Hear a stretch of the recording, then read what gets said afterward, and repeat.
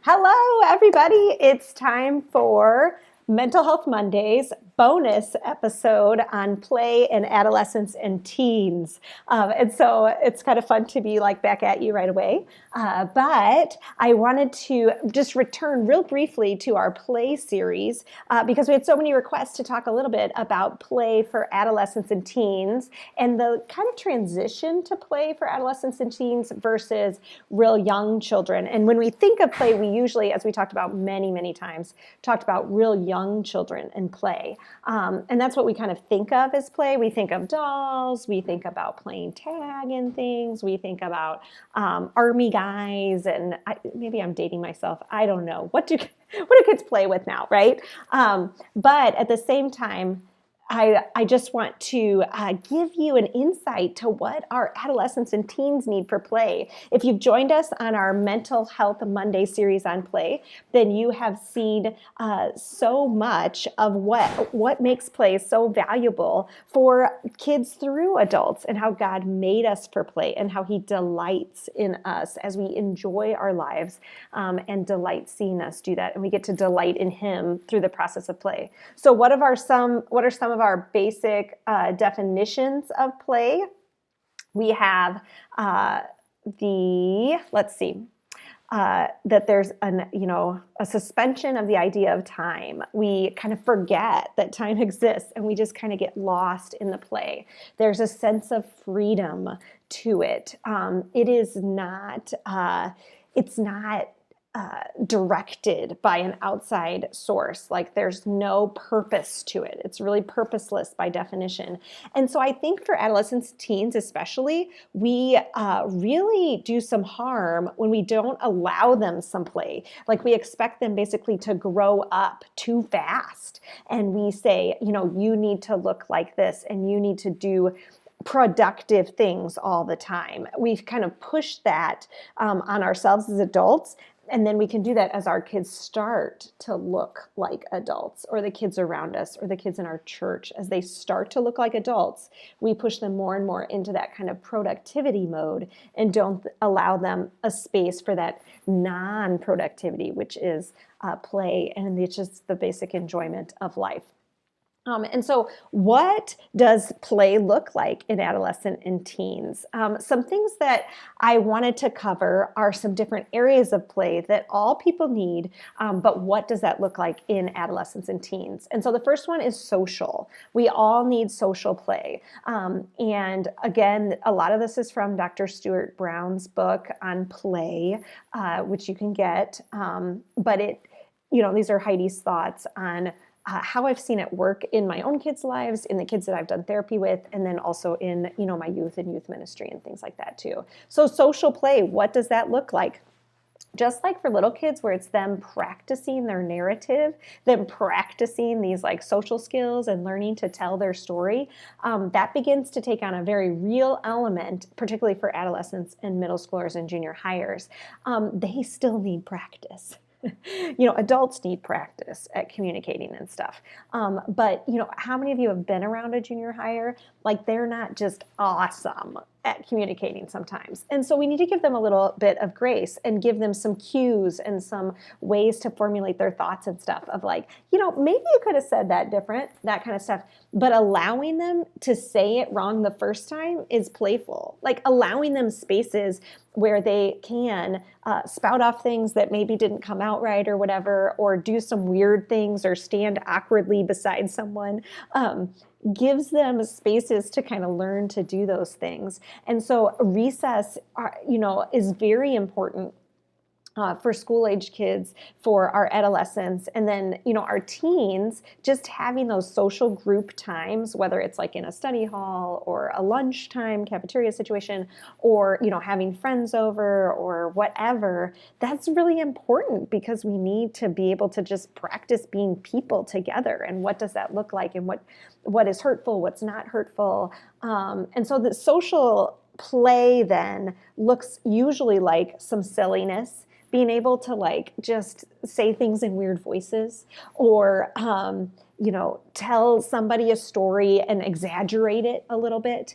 The silliness has its place in that. And so allowing space for that for the teens in our life is really important. And they're also then going to practice kind of who they are and practice personalities too. So, there's a lot of nature inside of us, and we are who we are. But at the same time, through middle school, all the way through, that young adulthood, we are learning who that person is. And we're going to try on some different things, and we're going to try how people respond to that.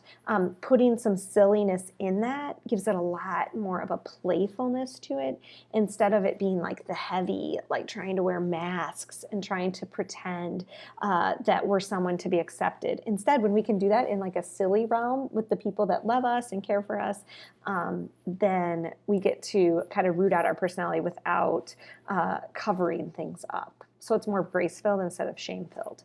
Okay, so number one kind of play is social for adolescents and teens.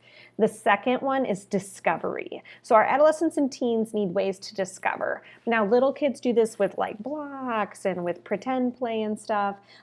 So as we age, as we grow into adolescence and teen, we still need to be able to discover new things. As adults, we need to discover new things. We want to learn and grow. And so reading is really important. And early literacy is so important, and we push it so much. But like, how do we help our adolescents and teens find things that they still want to read? That's a particular challenge, because I think that reading opens up a world of play for them. They get to experience other places and other relationships and other people. And so, let that be graphic novels, if that's the thing for them. Let that look like memes and stuff even, and blog articles. But, help them find some reading that helps them just kind of relax and feel playful and discover new things. That also is maybe not graded, because so much of their life is graded, that I think when we take the grading away, then they can start to experience an element of play in learning when there's no grade attached to it. So also exploring, getting outside is really important. And so I think that's one way we can help our teens and adolescents. I get that video games, we as parents struggle a lot with trying to get them away from the video games, but having like time limits and stuff is really helpful. Understanding that video games do have play for them. There's a lot of play elements for a lot of kids in that. They lose a sense of time. They have a sense of freedom to do what they want and stuff. And so just also adding in other times when your family can get outside, when they can get outside with friends. This is, sports are really good. But again, if it feels graded for them, if it feels judged for them, it will not hold the element of playfulness we want. So in their sports, how can they enjoy athletics and exercise and things like that and not be judged? How does it feel playful for them? And that might look like, going to the playground with their smaller siblings, even though they grumble about it, and then letting them do silly things and climb equipment and stuff without judging them. And so then also hands-on learning, wherever we can give them some hands-on learning, that is an element of discovery play. We all have a need for some intellectual fullness. So to have a conversation around the table that's kind of quirky and fun, and think about big ideas and things like that. That can be really playful for our adolescents and teens. Asking their opinion without judging it, and not always trying to teach them something. Taking in their thoughts. That can feel really playful for them, because they're not graded for their intellectual quality. Instead, they just get to enjoy the intellectualness of it. Imagination. So that's a big one. That's the third kind of play, imagination. We see that especially in playing video games, just experiencing kind of another life outside of our own, reading again, and then movies. This is where movies and Netflix and stuff, if you have a teen, or if you know a teen who watches a lot of TV, Netflix and stuff, of course, that's not the only way we want them to play, but understand that that's one developmentally appropriate way for them to experience playfulness, is kind of the imagination idea of it. One way to really stimulate this imagination play, instead of just we're watching TV, is to talk about it. Is just to talk about, what happened, and what we would do in those situations and things like that. The last one is physical play. And we talked about sports a little bit and athleticism, but I also want to say the space of roughhousing, particularly for boys that are adolescents and stuff, messing around like physically and like physical humor. Where like someone slips on something. Obviously, we want to encourage kindness and things, but understanding that physicality is humorous for them because their bodies are changing so much. And so looking at it with kindness, but also allowing them some space to find the sense of humor in it is a really playful thing, particularly for boys, but also for girls. It also gives them a sense of power and control over their bodies when they can kind of laugh at themselves, when they feel in a safe enough space, and we can joke about stuff together. That's okay. I think that so often we jump toward like, oh no, don't do that. You know, don't play with this. Don't do that. Don't do this to the other person. And yes, kindness always rules. Like that's biblical. Kindness is the most important thing. However, how can we bring a sense of humor into our own experience and laugh at ourselves? That's a lot different than laughing at other people.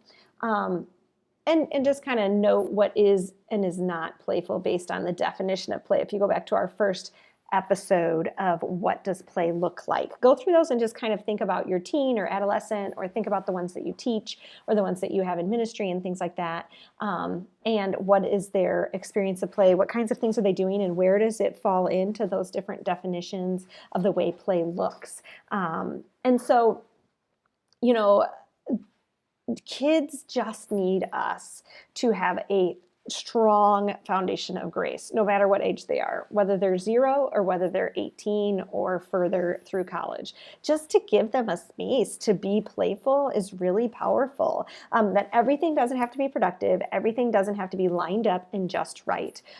That is grace for them. And they're allowed to make mistakes. And while we take the mistakes seriously, while there's consequences, and while we ask God for forgiveness and Jesus's love rushes in and all of that good stuff, we also come to the place where we can kind of laugh about that at some point. That is grace, and that is playfulness for teens and adolescents.